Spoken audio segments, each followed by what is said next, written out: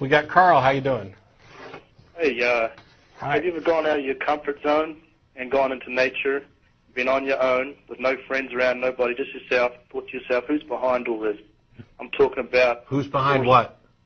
Just the Earth and how it rotates and the moon and how it come... Okay. Why do you think the question should be phrased in the form of a who? Well, I mean, it's bigger than man, isn't it? Well, yeah, there's so's lots an of elephant. stuff that's bigger than me. So is a tree. Is a tree a who? But the tree is part of what we live in. Who's behind the tree? Okay, but it's bigger than man. That's what you were just saying. You still haven't answered the first question. Why do you say who? Well, I mean, can you answer that yourself? We're saying the question is wrong. Yeah, why did you say who? I agree that existence, the universe as a whole, requires an explanation. I just don't agree that that explanation is a who. Okay. So you're starting with a question that is flawed, a question that requires some justification. If you want to say who is responsible for the universe, then you first have to demonstrate that it's actually a who and not a what. Well, I mean, you just have to go into your own, into nature and find out that out for yourself. I've gone into nature. I didn't find any who.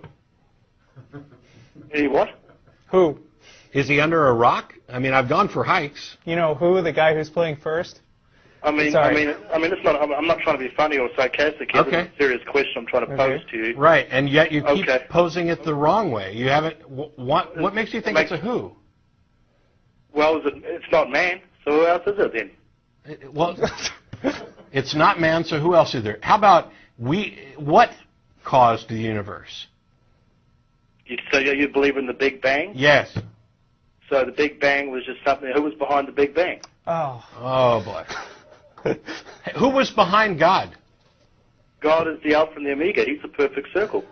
Oh, okay. So there's your argument. If it's okay to say that God doesn't need a beginning, then it's equally okay to say the universe doesn't need a beginning. And for all you people who think that we need to draw some causal line back there with a super intelligent being, Richard Dawkins has a really good rebuttal to that, which consists of the probability. Now, we know that things tend to start simple and get more and more complex. We know this from evolution, which I'm sure some of you just cringed as soon as you heard the word. But it's a fact. It happens. Evolution, look it up. Go to talkorigins.org, read a damn book or something. We know that things start simple and get more complex. That's just the way things work. So the Big Bang Theory is relatively consistent with that, where you have a singularity that explodes, creating the universe. And this is, there's a whole bunch more, and I'm not going to get into science because I'm not a quantum physicist.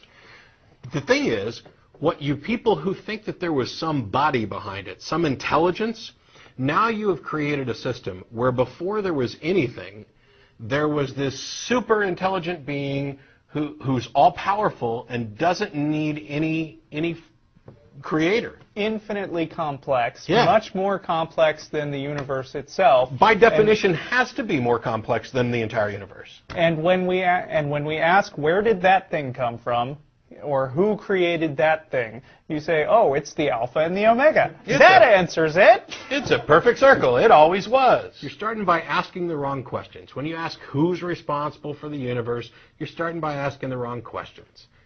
Start by thinking about things in terms of what is the explanation? Because that way, the explanation could be a who, or it could be a what. And you haven't prejudiced yourself against what answers are possible. As soon as you start with who, you've already narrowed the field. You've already, by definition, eliminated some options which may be viable. What we're saying is don't eliminate those options. Start with the right question. How did this happen? What caused this? Look through possible explanations, and then accept the one that is the most reasonable and best supported by evidence. If your justification is, well, you just got to take it on faith, you can say that about anything. Your God that you believe in just based on faith is completely indistinguishable from any other God, any other belief, any other hokum nonsense BS answer that anybody could possibly come up with, including that the fairies who live in my underwear drawer created the universe 5 minutes ago and gave us all memories and created the light en route. That theory's just as good as yours, and it's got just the same amount of evidence. Believe that. Look for the right question to start with.